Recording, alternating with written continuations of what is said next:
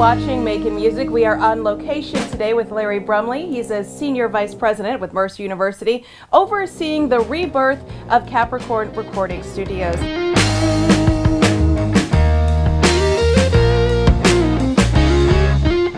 Larry, thanks so much for joining us. It's a pleasure to be with you. So tell us a little bit about why Mercer decided to get involved with this project.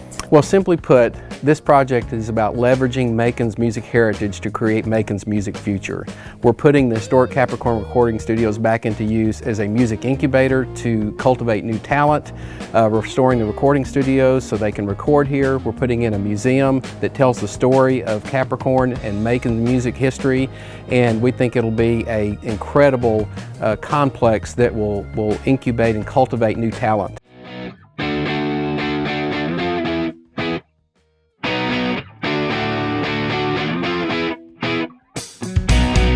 Well, what we're going to do now is go on a tour, and then we'll talk more as we go through the building. So this is where the Allman Brothers and Wet Willie and Marshall Tucker Band and Bonnie Bramlett and others recorded during the 70s.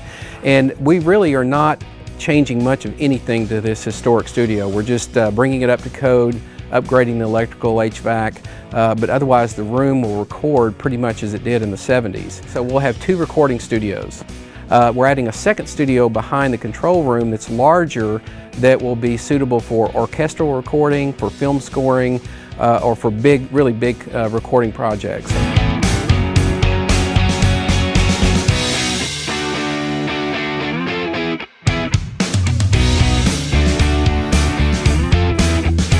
So this is the control room, and again, we're not doing very much in this space other than upgrading the HVAC and the electrical. We're even going to retain those historic curtains. There's a bass trap behind those curtains that helps with the sound in the control room.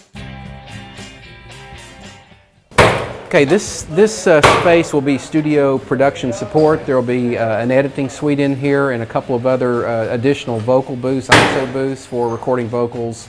And so this will be production support for the studio.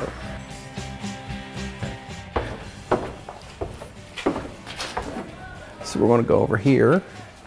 So they built these, I guess, you know, I've heard them called echo chambers, reverb chambers. But what they put amps down here and mic them, and you can see that they're lined with tile, and it created a reverb that was kind of the Southern rock signature. And so we're going to clean these up and plan to use these. With our analog recording capabilities that we'll have, people will be able to create that warm kind of sound that came out of Capricorn in the 70s. You know, nowadays with the digital recording, they recreate that sound digitally, but we're going to be able to do it authentically. This was a workshop. They had workbenches in here, and you can still see one still here where they would work on their amps and their guitars and do repair work down here. And up until about 2 years ago, you could come down here and there was still equipment sitting on these benches. It's like they just walked out of here and just left it all. You see some of the stickers still on the wall. This will be Studio B. It'll be a second recording studio that will be suitable for orchestral recordings and film scoring.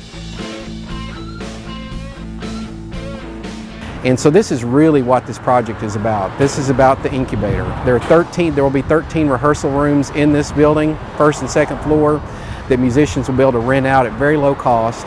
They'll have 24/7 access to these rooms with card reader. They can come at 2 a.m. in the morning if they want to and rehearse and collaborate. This building will be self-contained, but this is where we hope new talent will be incubated from Macon.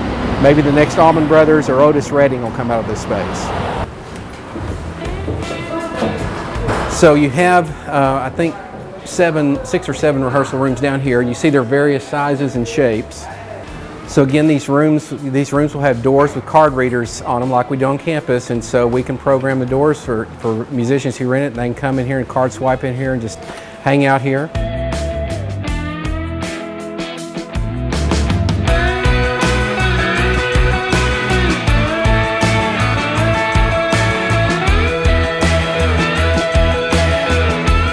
You've got concrete cinder block. Obviously, if the building burned down, the tapes would be preserved.